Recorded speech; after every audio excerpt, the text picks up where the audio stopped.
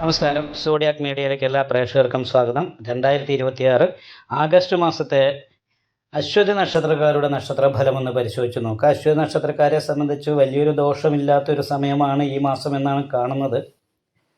വളരെ നല്ല അനുകൂലമായിരിക്കുന്ന ഗുണഫലങ്ങൾ അനുഭവിക്കാനായിട്ട് ഇഷ്ടസ്ഥാനത്ത് ചന്ദ്രലഗ്നാധിപതിയായിരിക്കുന്ന വ്യാഴം നിൽക്കുന്നുവല്ലോ, ചൊവ്വ നിൽക്കുന്നു എന്ന് പറയുന്നൊരു ഗുണമുണ്ട്. അതേപോലെ തന്നെ കർമ്മസ്ഥാനത്തെ രാഹുവാണ്. തൊഴിലേറ്റക്കുറച്ചിലുകൾ ഉണ്ടായിക്കൊണ്ടിരിക്കുമെങ്കിലും കർമാധിപതി 12ാം ഭാവത്തിൽ, അതായത് 10ാം ഭാവാധിപതി ലാഭാധിപത്യം വഹിച്ചിട്ടാണ് 12ൽ നിൽക്കുന്നത്. അപ്പോൾ 12ൽ വ്യാഴത്തിൻ്റെ ദൃഷ്ടിയിൽ നിൽക്കുന്നത് കാരണം കൊണ്ട് ജോലി കൂടിയും കുറഞ്ഞും വരുമെങ്കിൽ പോലും പൊതുവെ അനുകൂലമായിരിക്കുന്ന ഗുണഫലങ്ങൾക്ക് യോഗമുള്ളൊരു മാസമാണ്.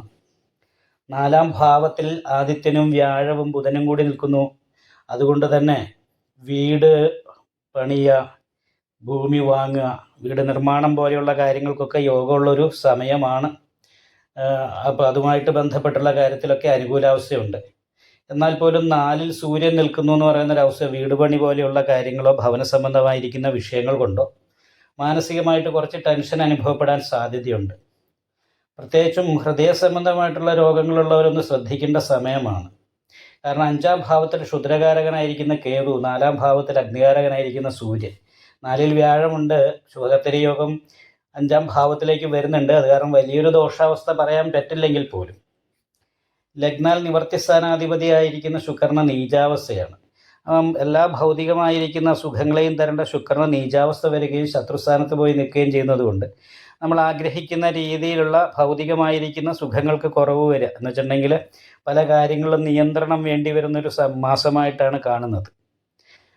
നമ്മളുടെ ഭൗതികമായിരിക്കുന്ന ആഗ്രഹിക്കുന്ന കാര്യങ്ങൾക്കൊക്കെ തടസ്സം വരിക, അത് മാനസികമായിട്ട് കുറച്ച് വിഷമം ഉണ്ടാക്കുന്നതാണ്. സന്തോഷിക്കുമ്പോൾ പെട്ടെന്ന് ടെൻഷൻ ഉണ്ടാകാൻ സാധ്യതയുണ്ട്.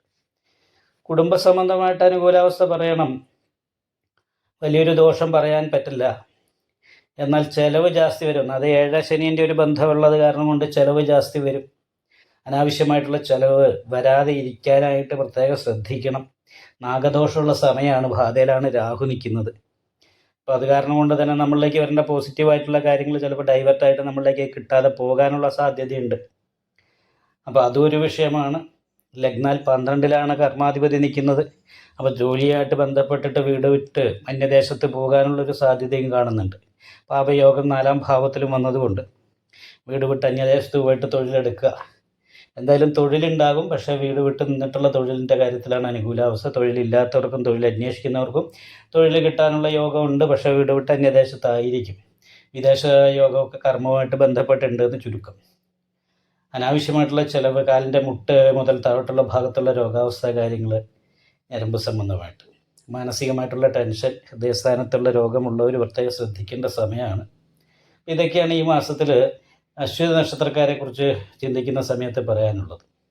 എന്തായാലും ലഗ്നാധിപതി ഇഷ്ടസ്ഥാനത്ത് സഹായസ്ഥാനത്ത് നിൽക്കുന്നത് കാരണം കൊണ്ട് തന്നെ വീടുമായിട്ട് ബന്ധപ്പെട്ട കാര്യത്തിലും അതുപോലെ തന്നെ നമ്മുടെ പ്രവൃത്തി മേഖലയിലൊക്കെ നമ്മൾ പ്രതീക്ഷിക്കുന്ന രീതിയിലുള്ള സഹായങ്ങളൊക്കെ കിട്ടാനായിട്ട് യോഗമുള്ള സമയമാണ്. കളികളും അതുപോലെയുള്ള കാര്യങ്ങളിലും ശ്രദ്ധ വർദ്ധിക്കാൻ പഠിക്കുന്ന വിദ്യാർത്ഥികൾക്ക് സാധ്യത ഉണ്ട്. അപ്പോൾ ഏകാഗ്രതക്കുറവ് പോലെയുള്ള കാര്യങ്ങൾ, ശ്രദ്ധക്കുറവ് പോലെയുള്ള കാര്യങ്ങളൊക്കെ ഉണ്ട്. കാരണം വളരെ ശ്രദ്ധിച്ച് മുന്നോട്ട് പോകാനായിട്ട് ശ്രമിക്കുക. നിങ്ങൾക്ക് ഈ വീഡിയോ ഇഷ്ടപ്പെട്ടാൽ ലൈക്ക് ചെയ്യുക, നിങ്ങളുടെ അഭിപ്രായങ്ങൾ കമൻറ്റ് ചെയ്യാം. ജ്യോതിഷവുമായി ബന്ധപ്പെട്ട കൂടുതൽ കാര്യങ്ങൾ അറിയാൻ ഈ ചാനൽ സബ്സ്ക്രൈബ് ചെയ്യുക. ഞങ്ങളുടെ ഓൺലൈൻ കൺസൾട്ടൻസി നമ്പർ താഴെ ഡിസ്ക്രിപ്ഷൻ ബോക്സിൽ കൊടുത്തിട്ടുണ്ട്. ആവശ്യമുള്ളവർക്ക് കോൺടാക്റ്റ് ചെയ്യാവുന്നതാണ്.